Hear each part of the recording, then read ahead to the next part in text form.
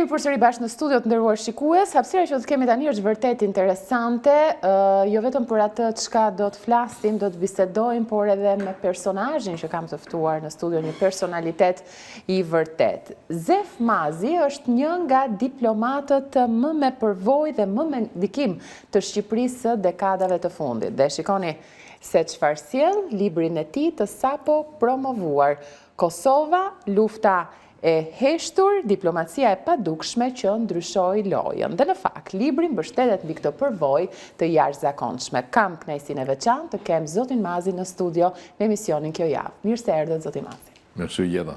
Faleminderit për ftesën. Në libër ju e quani periudhën nga viti 1991 deri në 1999, lufta e heshtur, që mban edhe titullin libri. Cila ishte betejë më e vështirë, zoti Mazi? Ishte betejë me Serbinë apo ajo me indiferencën ndërkombëtare për Kosovën? Është pak e vështirë që ta thuash bardhëzi, cila ishte më e lehta ose më e vështira, se i gjithë kalvari i Kosovës nga 91 kur tek ne ndryshu sistemi, por dhe përpara, ka kaluar në shumë amplituda ulje-ngritje çështjes dhe vështirësia kryesore që ndronte te sensibilizimi sa më i madh i opinionit politik, publik, diplomatik ndërkombëtar, që të vinte gradualisht mirëkuptimi i shteteve kryesore dhe jo të mëdha të perëndimit, që këtu ka një problem që zihen. Ky problem që zihen, nëse nuk trajtohet siç duhet, mund të shkojë deri në shpërthime dhe me pasoja jo të mira për vendin, për vendet dhe për rajonin dhe për vetë Evropën. Kështu që është një paket faktesh që pak kishin të bënin me ne, pak kishin të bënin me ata, pak kishin të bënin së bashku, ka një lloj interface të vështirësive. Vështirësia më e madhe në fushën diplomatike, ku unë kam qenë në qendër të këtij negociatave për Kosovën, çka më ka shtyrë të jap këtë titull librit, ishte ajo që ka ndodhur me dyert mbyllura, që nuk dihet, nuk njihet.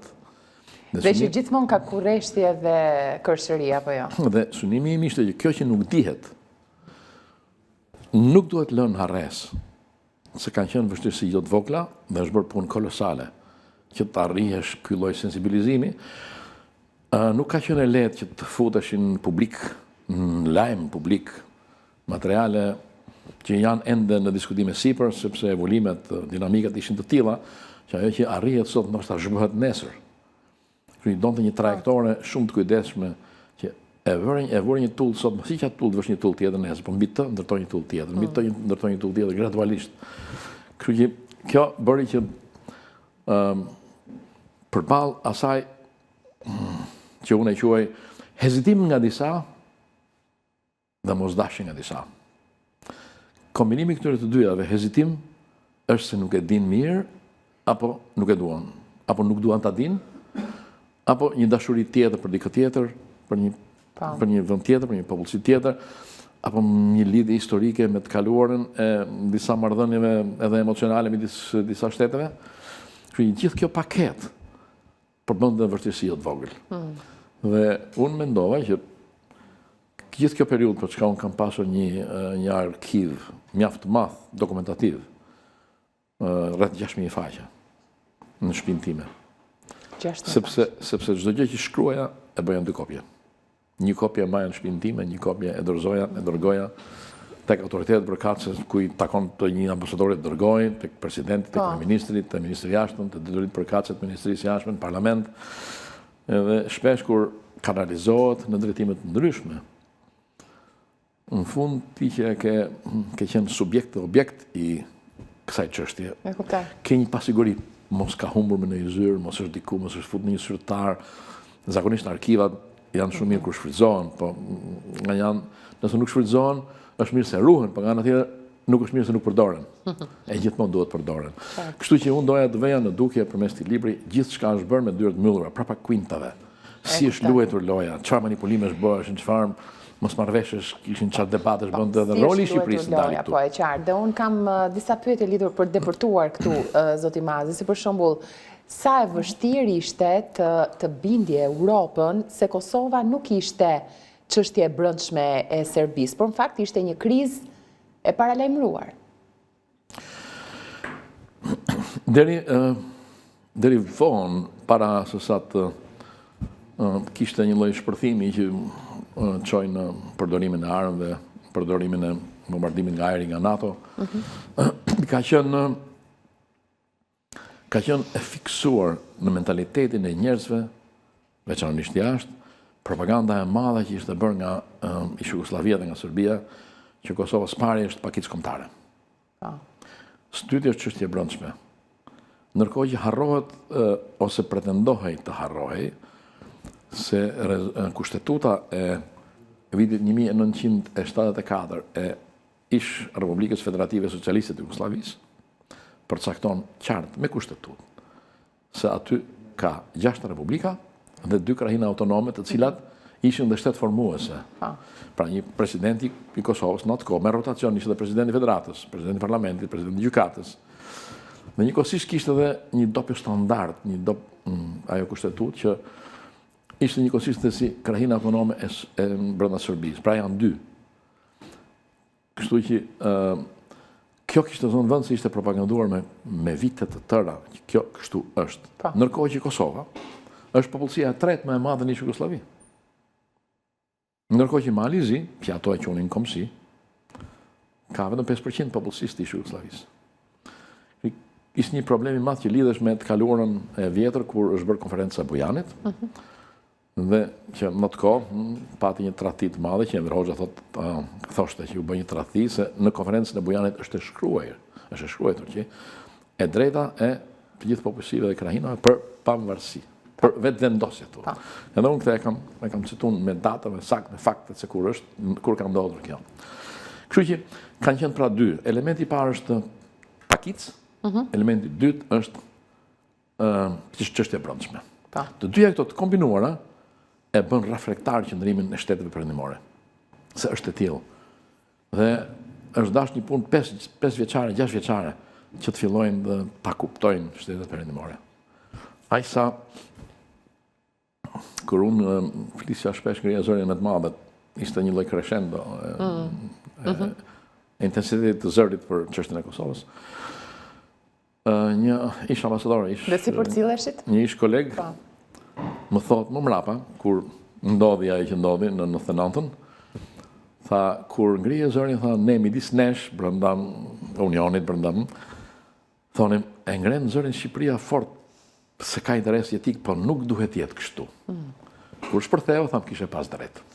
Vërtet. Por a pati ndonjë moment ku ju menduat, zoti Mazi, se diplomacia kishte humbur përpara se të fillonin armët? Jo, kishte një besim të madh që kjo do të vinte duke u rritur.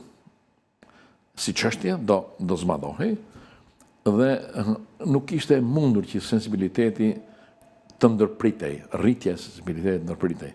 Ajo do ndërpritej sikur të lindte punë në Shqipëri. Sepse Kosova nuk përfaqësohesh në asnjë vend praktikisht. Dhe ne luanim rolin e përfaqësisë edhe të Kosovës. Shqipëria ka luajtur këtë rol dhe nuk e ka luajtur me nota gjysmë bardha, gjysmë hije, e ka luajtur me nota shumë të mira. Ka bërë maksimalin e mundshëm për Kosovën. Me preshtim një periudhë të vogël që ne na u desh të ulim pak zërin, ta ulim pak forcën, kur në ngjarjet e 97-s ishte një gurzi për vendin tonë, në ran mbi krye. Ajo periudhë e shkurtër 6-7 mujore, 8 mujore pati një ulje të arsyeshme. Jo lënje të kësaj, por ulje të arsyeshme me kujdesin e edhe të zbusim opinionet ndaj Shqipërisë, por njëkohësisht mos lejmë në masdore fare në ndjekjen e çështjes Kosovës, duke i vënë një paralelizëm dhe duke i rrit gradualisht. Që ishte një punë diplomatike shumë e stërholluar, me shumë kujdes për këto punë. Dhe jam kurioze të di sa keni punuar, sepse është një libër voluminoz. Sa kohë ju ka marrë, kujt momenti jeni rikthyer disa herë, ku është dashur të puntoni më shumë? Po, e kuptoj. Këtë drejt, për të nxjerrë këtë numër faqesh. Unë kam lexuar 6.000 faqe. arkivës. Kuptohet që nuk mund të përdoren të gjitha Vetëm ti faqet. shfletosh kush e di sa janë jo më të Ajo, konshme. e gjithë puna është 2 vjeçare. Po. 2 vjet është e plota. Është dash disa muaj, Goxha shpejt, gjithsesi. edhe i ka vendosur në plan kohor. Çka ka ndodhur në 91-shin, çfarë ka ndodhur në 92-shin, në 93-shin, në 94-ën, ecuria e gjithë procesit, si është me data. Në këtë mënyrë është më lehtë për lexuesin të shohë si ka evolu, çfarë ka ndodhur nga mbrapa, çfarë pune ka bë vendi jon, çfarë si kanë qenë marrëdhëniet, pse e tha kështu, mos e ku e kishte hallin. Disa herë tentativa për një lloj anashkalimi, një lloj zhgënjimi, një lloj mashtrimi i lehtë, një lloj mrapa krave her mas here. Ka qenë e vështirë shumë që të merresh vesh eksakt se si është puna, sa është ora, si themi ne. Nëse arrin të kuptosh mirë sa është ora, orientohesh më lehtë. Bën përshtypje parathënia që është e pedagogut, lektorit Lutfi Dervishi, një profesor shumë i dashur si për shumë të tjerë edhe për mua në veçanti. Erdha në Tiranë e takoj Lutfi Dervishin. Edhe i them, si zakonisht pyetja, çka po bën, me çka po merresh? Them, kam fenose, kam filluar të shkruaj diçka. Është gjithmonë me punë, po. Tha, shumë mirë po bën, i thash kështu, kjo është ideja. Ose sa mirë, dhe unë inkurajoj. Personi i dytë në të njëjtën ditë ishte Skënder Minxhozi, personi i tretë ishte Ben Andoni. Të tre në të njëjtën linjë ishin inkurajuar, por inkurajimi i parë ka ardhur nga Fatos Tarifa. Pasi shkruajta një artikull aty, herë mas here botoja artikuj. Edhe takova Fatosin dhe më thotë, ti shumë mirë bën që shkruan artikull. Po do harrohen nesër. Përpiqu të bësh një libër se Veja tek janë mbeten dhe profesor Dervishi shkruan testament diplomatik për librin, i shkruar nga një njeri që jo vetëm i pa ngjarjet nga brenda, por i parashikoi, i paralajmëroi dhe aq sa i lejohej u përpoq të ndryshonte me këmbgulje dhe me një punë të jashtëzakonshme politike dhe diplomatike. Do të hym pak në brëndësi, por gjithsesi duke alternuar edhe dhe ballafaquar edhe pjesën të kohëve që po jetojmë. Gjithsesi, raport me Bujar Bukoshin dhe qeverinë në mërgim, zoti Mazi, cili ishte çelësi i bashkëpunimit që sot shpesh mungon në politikën shqiptare. Unë jam njohur me Bukoshin Indjeri sot në vitin 1991, në konferencën e Berlinit. Konferenca në atë kohë ishte KSB-ja, Konferenca e Bashkëpunimit dhe Sigurisë në Evropë. Në atë konferencë, Shqipëria u pranua anëtare me drejtat plota. Ka qenë data 19 qershor 1991. Kryetari i konferencës ishte Dietrich Genscher. Dhe unë pata shkuar 2 javë përpara për një lloj lobimi me shtetet se mos kush di na ndodhte diçka dhe thotë njëri si jemi ende dakord, që i duhesh përgatit mirë. Një javë përpara konferencës erdhi dhe ishte drejtori im, një nga diplomatët më të shquar të vendit tim. Indjeri Petrash Pajani, super diplomat. Dhe maroj ajo mbledhje, neopronomantar, ndarkë u takova, kishin ardhur edhe kryetarët e disa partive politike shqiptare, dhe aty u njoha me Bujar Bukoshin dhe me Abdyl Krasniqin, i cili ishte i ngarkuar me politikën e jashtme të qeverisë në mërgim të Kosovës. Dhe që nga ajo kohë, e deri në ditët e fundit të jetës të ish kryeministit Bukoshi, kryeministi i parë i Kosovës, praktikisht siç ishte Rugova presidenti i parë i Kosovës, i kemi mbajtur shumë të ngushta marrëdhëniet, aq sa për çdo gjë, praktikisht, kështu ka ndodhur. Unë isha në kontakt dhe konsultoheshin me ne. Që aty ku do shkonin, aty ku ato me të cilët do takoheshin, aty ku do marrin fjalime, të mos devijonin nga ajo linjë kryesore e shteteve, duke i vënë dieni sakt si po luhen disa karta që i ditan pozicionet e shteteve, ishte më e mirë për Kosovën, si kur fliste Rugova, si kur fliste Bukoshi, që ajo që thonin këto të ndigjohej, të mbetej. Ndoshta ajo e gjitha mbetej, po duke u përsërit takimet, pjesa që nuk mbetet, kësa herë do mbetet herën tjetër. Dhe ky bashkëpunim ka vazhduar gjatë derisa mund të them që kur pak me humor, unë shkoja çdo 3 javë përsisht në Gjermani, ku ishte qendra e qeverisë, aq sa një herë ishte më nisa vonë darkë dhe në telefon më tha, do jetë shi rrugës, do jetë kohë e keqe, e di makina rrugën vetë. Kaq shpesh shkoni dhe bësh kontakte. Ka qenë shumë e frutshme, aq sa më them një rast i takimit në vizitën zyrtare të parë të Rugovës në Vjenë.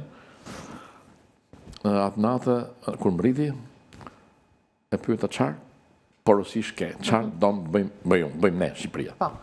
Dhe ai me atë avarësinë e tij, me një babaxhanllëk, se themi ne nga bashkë, ç'ti u them, tha ne jemi jashtë, ju jeni brenda, e kuptoni më mirë situatën. Çfarëdo që të them unë, mos jetë në linjë me si e shefti situatën, por bëjni çfarë mundeni.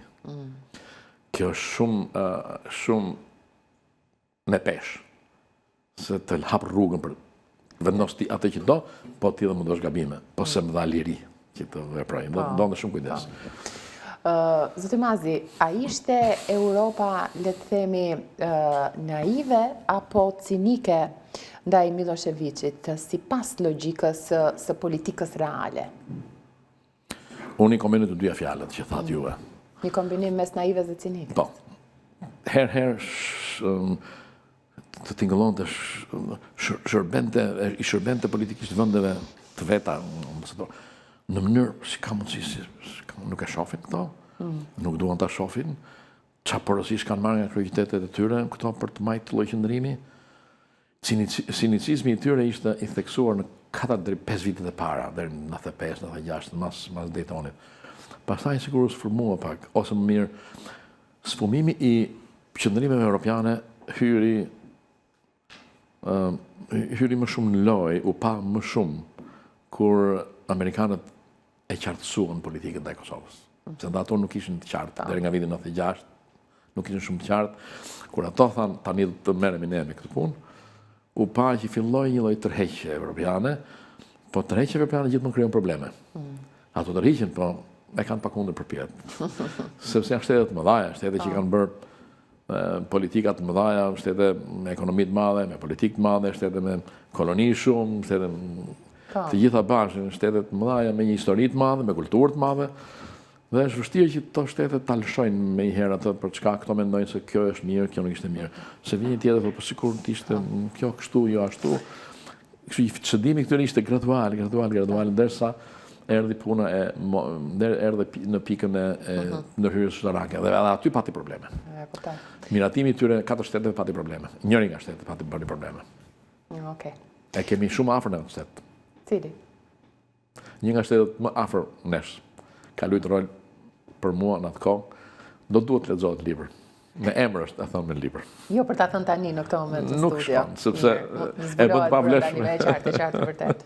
Por, nëse ju do të rishkruanit një fjali kyçe të diplomacisë shqiptare të asaj kohe, cila do të ishte ajo shkurt? Në lidhje me çfarë? Në përgjithësi? Në përgjithësi, diplomacia e asaj kohe. Fokusim total të çështja kombëtare. Ka qenë. Total. Pati një periudhë mas 97-s, pati një lloj zbritje të lehtë, po urim këmbë. Edhe një periudhë tjetër nga viti 2004, pati një hezitim të lehtë, 2004-2005. Pati hezitim në sensin e ndryshim qëndrimeve. Në një vend thuash diçka tjetër, në një vend thuash diçka tjetër, në një vend thuash diçka tjetër. Cili nga këto 3 fjalime, pozicionime që bën një X ministër i jashtëm, cili nga këto është i saktë? Pse se ka thonë këtu e le për gjysmë, këtu e thotë në plot. Se ka një arsye, s'kishte shpjegim. Atëherë duhet ta supozosh cili mund të ishte shpjegimi ose cila do ishte arsyeja. Lëvizjet politike janë shumë të bazuara tek orientime politike që kanë brenda një partie, partitë që janë pushtet. Dhe shpesh të programuara apo jo? Nga njëherë, ndodhë që edhe nuk janë programuar lunë rol individi pastaj. Në platformën politike e miratuar në një kongres partie, në zbatim ndryshon pak. Duhet kaloj pak tek pjesa që është më kryefjalë kohëve të fundit. Drejtuesit e UÇK-s janë në Hag, zoti keni ndjekur intensivisht zhvillimet. A mendoni se Kosova ka ndërtuar një diplomaci të mjaftueshme për të përballuar këtë betejë qoftë juridike, qoftë politike? Kjo çështje, se si dhe pse janë ish drejtuesit e Kosovës në Hag, duhet parë me kujdes se nuk ka filluar në kohën kur kjo ndodhi. Dhe unë jam përpjekur që ta sqaroj imësisht se si ka ndodhë, pse ka ndodhë. Nuk filloi as kur u shkruaj raporti i Dick Martit. Ai ishte një senator zviceran i cili u kontraktua nga Këshilli i Evropës, nga Asamblea Parlamentare e Këshillit të Evropës për të bërë këtë raport. Ky raport ka një numër të madh nenesh, nga të cilët 128 nenet e para janë vetëm kundër shqiptarëve. Gjithë këshillat e botës janë me hudh balk me shqiptarët, i ka shkruajt, duke e prishur komplet mandatin çka i ishte dhënë. Pse e bëri, si e bëri, çfarë influencoi nuk e di, por kjo punë kalon edhe më para atij, në vitin 1993, kur është krijuar për herë të parë gjykata për krimën në Jugosllavi. Në kohën kur sekretari i përgjithshëm i OKB-s ishte Kofi Annani. Dhe ajo është themeluar, gjykata është themeluar me rezolutën 827 të Këshillit të Sigurimit, para 32 vjetësh. Dhe kanë kaluar në shumë rezoluta tjera si fenomen, në të cilat është e shkruar që gjykata ka mandat të hetojë të gjitha krimet dhe të nxjerrë para drejtësisë ato që i kanë ndërmarrë këto veprime në territorin e Jugosllavisë që nga viti 1991. Domethënë, para dhe pas luftës. Në kohën kur ngret gjykata kur vazhdoi kalimi i prokurorit përgjithshëm, kaloi nga Goldstone, ka qenë prokurori nga Afrika e Jugut, kaloi te Luiz Arbour. Ishte koha e luftës. Luiz Arbour ishte një gjykatëse kanadeze. Kësaj u ndalua dhe të hynte në Kosovë për të hetuar që ka bënë, si ka ndodhur para dhe pas luftës. Pastaj kjo ka ardhur në Shqipëri. Dhe kjo gjykatë ndërkombëtare për krimet në Jugosllavi ka një element shumë të kujdesshëm që duhet parë pse ka ndodhur. Kosova ka qenë pjesë e Jugosllavisë? Po. Pse nuk e gjykoi gjykata kur ishte në këmbë Kosovën si pjesë e Jugosllavisë, po u duhet të mbyllej ajo gjykatë dhe të hapeshin dhombe vetëm për Kosovën. Por mua ky ishte një naivitet i skajshëm i politikanëve të Kosovës, të cilët i nënshtruan disa presioneve shumë të mëdha që patën nga partnerët, term që ne e duam shumë, për ta kriju këtë dhomë dhe kjo dhomë të krijohesh dhe të funksiononte në Hag dhe jo në leximin tim, kjo ishte një vendim i kombinuar juridiko-politik. Sepse është pamundur që të gjykohen jashtë territorit një shteti. Nuk lejon një shtet tjetër që t'i gjykojë jashtë territorit të tij punonjësit e vet, aktorët e vet. Por Haga ishte për gjykatën e parë, Haga u përdor edhe për dhomat e drejtësisë që quhen. Kështu që këto fatkeqësisht ndodhen para kësaj situate.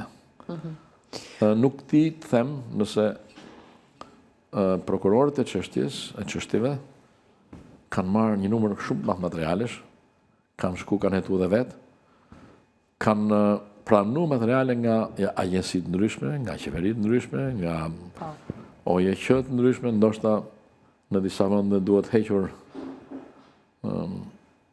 J-ja. Duhet që vetëm OQ, organizata qeveritare, po maskohen.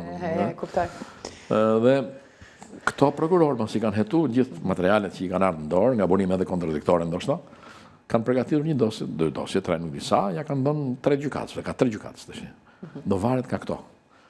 Por të dënohen në atë lloj mase që propozojnë në to, unë nuk e di me çfarë kriteri janë bazuar ato që kanë dhënë ato vite. Vite, shumë vite. Është, nuk e di, shpresoj gjykata do të marrë vendimin e duhur, duke i marrë të tëra parasysh, përfshirë çka pra të bëjë një ndryshim të situatës, qeveritë, çka thotë qeveria e Kosovës, çka thonë palët e Kosovës, çka thotë qeveria shqiptare, çka thonë agjensitë tona.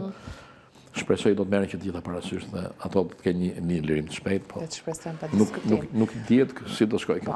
Ju paralajmëruat herët, shumë herët më saktë, se heshtja europiane do të paguaj shtrenjtë. Shihni sot forma të reja heshtje përballë zhvillimeve në rajon? Unë kam përshtypje se do një lloj priorizimi nga vetë ambienti i shteteve të këtij rajoni, cila është çështja, cila është pika që këto janë më sensitive. Rastin e Shqipërisë është drejtësia. Po drejtësia me dy komponentet. Njëri komponent është drejtësia, tjetri komponent është gjyqësori. Pra drejtësia në përgjithësi dhe gjyqësori më i specifikum. Ky është problem madhor. Kjo lidhet pastaj me korrupsionin, kjo lidhet pastaj me përgatitjen e institucioneve për të përballuar situatat, kjo lidhet me ndërhyrjen e politikës në këto institucione, presionet që bën politikës në këto institucione.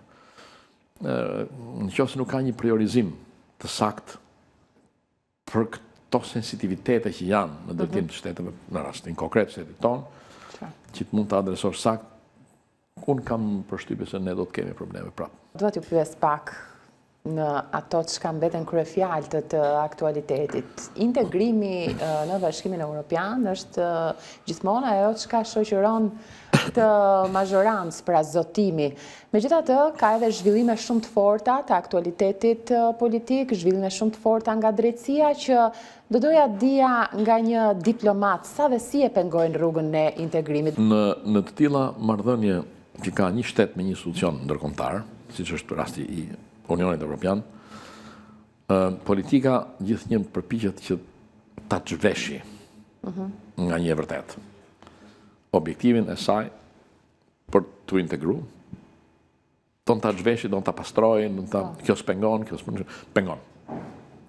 Pengon sepse drejtësia duhet lejohet totalisht të bëjë punën e vet krejtësisht e pavarur. Në rastin kur nuk ndodh dhe pengon. Në rastin kur nuk ndodh, ke probleme me Unionin. Ke probleme me shtetet anëtare të Unionit. Po pse nuk shfaqen dukshëm këto, zoti Mazi? Sepse unë nuk e di a shfaqen dukshëm në media, po normalisht njerëzve u thuhet. Ajo që thatë ju pak më parë. Njerëzve u thuhet, një formë një tjetër njerëzve u thuhet që merret vesh që ne kemi probleme me këtë punë. Kemi probleme me drejtësinë, kemi probleme me mediat, me lirinë e mediave, kemi probleme me korrupsionin, me gjyqësorin, pra këto probleme nuk është se nuk shkruhen, janë shkruar në raporte. A shihni ju sinjale reale nga Brukseli për shembull si dikush që e njeh mirë gjuhën diplomatike? Unë mendoj që ne kemi pak të vështirë të themi që do hymë në vitin 27, do hymë në vitin 32 apo 35. Të vendosësh data për procese që nuk janë në dorën tënde vetëm, nuk është e lehtë. Është për një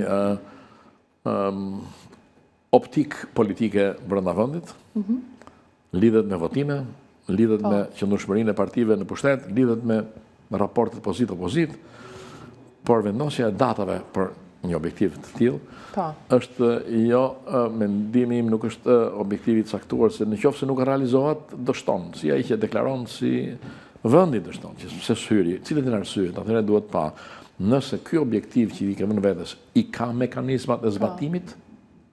Ne kemi hapur 34 kapituj, mos gaboj, janë hapur gjithë në grup kapituj. Nuk është sukses ti hapësh, është sukses ti mbyllësh. Ne s'kemi mbyll asnjë. Shpresohet. Kemi hapur të gjithë që janë mbyllur. Është më komplekse puna kur hapen gjithë paralel. Sepse duhet të kesh ekipe të mëdha për të bërë këtë punë. Dhe bëhet e rrëmujshme, apo jo? Po shumë e vështirë ta bësh, sepse do të kesh mekanizmat për ta zbatuar dhe korpusi ligjor i Unionit, 70% e tij nuk zbatohet në kryeqytet. As në dikasteret qendrore të kryeqytetit, zbatohet në pushtetin lokal. Sa është përgatitur pushteti lokal i Joni për këtë punë. Të mos nuk duhet me dafina. Kjo do një punë shumë të madhe. Unë shpresoj shumë se do të bëjmë përpara dhe ndoshta deri në qershor në kryesinë në presidencën qipriote të mundet të konsiderohemi që kemi plotësuar që mid-term kushtet mesatare, se ka një rrugë hapja, kushtet mesatare dhe mbyllja. Kur kalohet kushtet mesatare, mbetet për të bërë gjysma tjetër deri në mbyllje dhe për të arritur konkluzionin e një kapitulli të veçantë, duhet miratimi 27 shteteve. Patjetër. Është proces i gjatë, i mundshëm. që ne duhet të kalojmë përmes këtij. Por me këto zhvillime që kemi të aktualitetit e përsëris, në një kohë ku ka këshill mandatesh, fjalë nga gjykata kushtetuese, vendime, ka protesta nga ana tjetër të opozitës, protesta intensive dhe kur gjithmonë ngrihet pyetja mbi ndërkombëtarët, a janë më të tërhequr, a janë më distant, apo ka një vit të padukshme, ajo që po flisnim pak. Ju si e lexoni konkretisht për këto që ju pyeta zoti Mazi? Disa, në Unioni Evropian nuk është Unionin vetë, nuk është aq homogen sa ne kujtojmë se është. As sa thot ky ambasadori italian i Unionit që vjen në Shqipëri. Ky përpiqet bëj punën që i ka dhënë udhëzim në qendra e tij, dhe udhëzimet ky si ambasador nuk i merr nga Komisioni, i merr nga Këshilli Evropian. Se ambasadorët varen nga Këshilli, jo nga Komisioni. Megjithatë, Unioni nuk është koheziv vetë. As për sa i përket integrimit, nuk ka një strategji të qartë kur dhe ku do mbaroj zgjerimi i kufirit Unionit Evropian, ku do jetë. Duke mos pas një strategji të qartë, konkluzioni është fare e thjeshtë. Pse? Se shtetet kanë mendime ndryshme. Disa duan të shpejtohet, disa duan të frenohet fare, të bllokohet një herë për një herë, disa duhet eci që të bëhet reforma e Unionit përpara. Dhe të bëhet reforma e Unionit është një propozim franko-gjerman për reformën e Unionit. Propozimi franko-gjerman kërkon punë të madhe dhe edhe ai vetë për të zbatuar kërkon që nga ana e 27 shtetet mos ketë asnjë kundërshti. Të ketë konsensus. Dhe bëhet fjala për paragrafin 7, artikullin 7. Për t'ju përgjigjur pyetjes time. Është vështirë ta thuash sepse s'ka kohezion ndaj tyre. Disa shtete që i kesin më afër thonë ta shtyjmë, po edhe këto e shtyjnë deri në farë mase dhe pastaj të rriqen. Shtetet më dha, Gjermania thotë frenoje. Ka probleme drejtësia. Unë e marr mesazhe nga Brukseli. A kanë drejt? Për interesat tona themi që nuk kanë drejt, po pse s'pas kanë drejt? Po nëse unë ju pyes për ta bërë më thjesht për publikun, a jemi tani në rastet nga disa drejtime flas, qoftë për politikën, apo qoftë edhe për pjesën e zhvillimit me drejtsinë. A jemi në rastin ku ndërkombëtarët duhet të ndërhyjnë? Ne kemi 35 vjet Nisida që mendojmë që të ndërhyjë komuniteti ndërkombëtar, bashkësia ndërkombëtare të ndërhyjë për këtë punë. Për gjithçka të ndërhyjnë ato. Pra shpesh abuzojnë me këtë apo jo? Abuzojnë masivisht njerëzit e ne, veçanërisht politika. Disa gjëra ne duhet i bëjmë vetë. Edhe në qoftë se nuk arrihet kultura e të ulurit në tavolinë biseduarit, edhe në gjendje lufte kanë biseduar palët ndërluftuese, ulen bisedojnë. Gjithmonë duhet biseduar. Bisedimi në distancë është agresiv. Bisedimi në tavolinë zbutet. Nuk zbutet me njëherë, po zbutet me një proces. Atëherë duhet ky proces të mos ndërpritet, të fillojë dhe të mos ndërpritet. Ne shpesh e bëjmë dhe kemi fatkeqësisht 35 vjet që e bëjmë, pa duhet ndërhyjnë këto për këtë. Po bëjeni vetë këtë punë. Bëjeni vetë. Ka ardhur koha të themi, jemi pjekur aq sa duhet i bëjmë gjërat vetë, që këto të Unionit të bindën që këto tani janë në gjendje të bëjnë gjërat vetë. Dhe pse jo të hecet pastaj? Cila është sot lufta e re heshtur që duhet fituar? Shumë shkurt të lutem. Sot është një luftë gjysmë e heshtur, gjysmë publike. E heshtur se është mirë që për objektivat që ka Kosova. Pavarësia e Kosovës nuk është ende e plot, sepse nuk është bërë ende antare e OKB-s. Nuk është bërë ende subjekt i drejtës ndërkombëtare. Që të arrihet kjo mas njohjes. Në 2008 filloi njohja, në 2010 ju vuvula me vendimin e gjykatës ndërkombëtare të drejtësisë që kjo pavarësi është shpallur jo në kundërshtim me drejtën ndërkombëtare. Prandaj është e saktë. Tashti detyra e Kosovës dhe e jona është që të shtohen numri i njohjeve, por shtimi i numrit të njohjeve nuk automatikisht nuk e fut Kosovën në OKB. Duhet miratimi i Këshillit të Sigurimit për të bërë antare e OKB-s. Dhe janë dy antarë të Këshillit të Sigurimit që ndoshta vjen vetën ende. Atëherë si duhet punuar me këto? Kjo do një strategji të qartë, ngadalë, që mund të arrish këtë objektiv. Ndryshe do zgjatet procesi. Zoti Mazi, shumë kënaqësi biseda me ju. Ju falenderoj shumë për kohën dhe shumë urime dhe suksese. Faleminderit edhe juve. Mbritëm në fund, nderuar shikues të emisionit kjo javë, duke ju ftuar të klikoni në balkanu.com për lajmin më të fundit. Gjithashtu ju mund të na ndiqni edhe përmes rrjeteve sociale, në Facebook, në Instagram, si në kanalin tonë zyrtar në YouTube, News 24 Albania. Ju falenderoj shumë për vëmendjen tuaj, miru takofshim.